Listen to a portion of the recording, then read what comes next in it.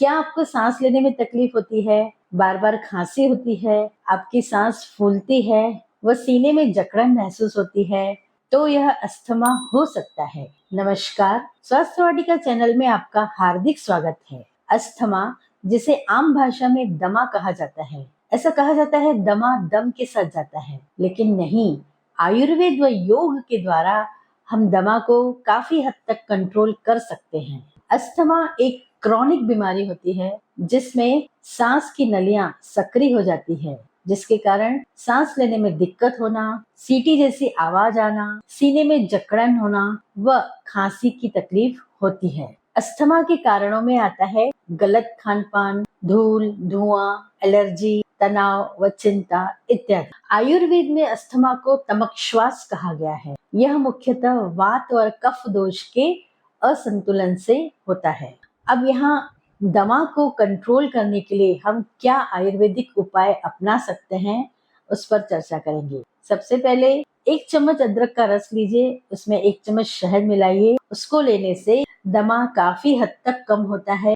यह कफ को कम करता है व सांस लेने में मदद करता है। दूसरा, तुलसी और काली मिर्च का काढ़ा मिलाकर लेने से कफ कम होता है और यह इम्यूनिटी को भी बढ़ाता है। हल्दी वाले दूध की आपने तो काफी प्रशंसा सुनी होगी। जी हाँ, यह इम्यूनिटी को बढ़ाता है।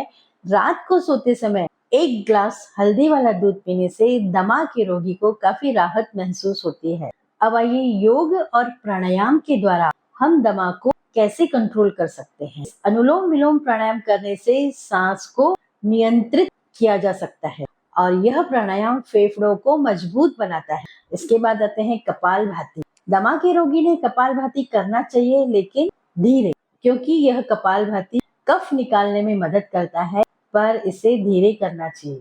तीसरा आता है भ्रामरी प्राणायाम। भ्रामरी प्राणायाम करने से तनाव कम होता है व सांस की गति संतुलित होती है।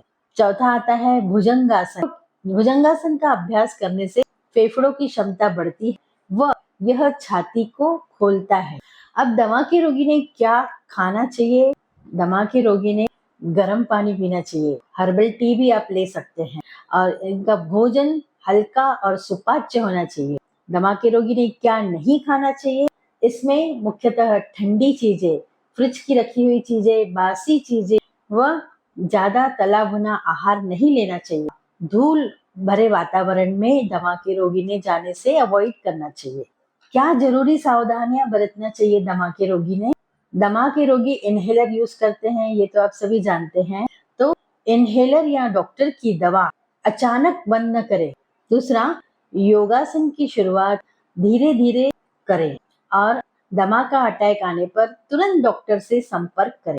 आयुर्वेद में दमा के रोगी के लिए पंचकर्म की वर्णन किया गया है। पंचकर्म आयुर्वेद की एक महत्वपूर्ण शाखा है। यह एक डिटॉक्स प्रक्रिया है जिसमें बढ़े हुए दोषों जैसे वात, पित्त, कफ को बाहर निकाला जाता है। पंचकर्म एक शोधन प्रक्रिया है। पंचकर्म ये 5 कर्म है: वमन, विरेचन, बस्ती, नस्य व रक्तमोक्षण।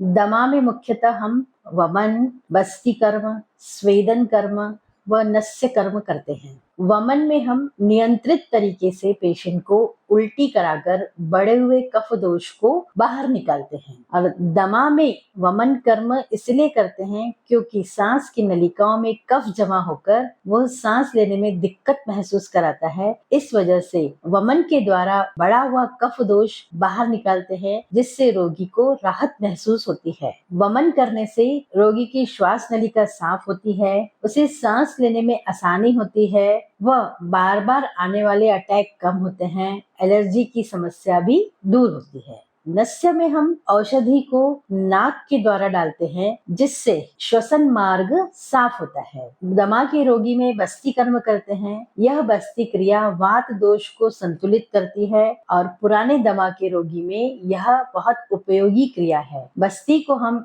एक प्रकार का मेडिकेटेड एनिमा कह सकते हैं। इसके अलावा स्वेदन, जिसे स्टीम भी कहा जाता है, यह कफ को ढीला करता है और छाती में जकड़न को कम करता है। इस प्रकार यह पंचकर्म की क्रिया किसी आयुर्वेदिक विशेषज्ञ की देखरेख में ही करना चाहिए, क्योंकि गलत तरीके से करने से नुकसान हो सकता है। तो देखा आपने, दमा के रोगी में आयुर्वेदिक औषधि, योग चिकित्सा व पंचकर्म किस तरह उपयोगी है। जी कुमार आरोग्य धाम में दमा के रोगी के लिए वमन कर्म, स्वेदन कर्म, बस्ती कर्म व नस्य कर्म की व्यवस्था है। यहाँ आयुर्वेदिक औषधि के साथ पंचकर्म योग के माध्यम से हम पेशेंट को काफी राहत देते हैं। धन्यवाद।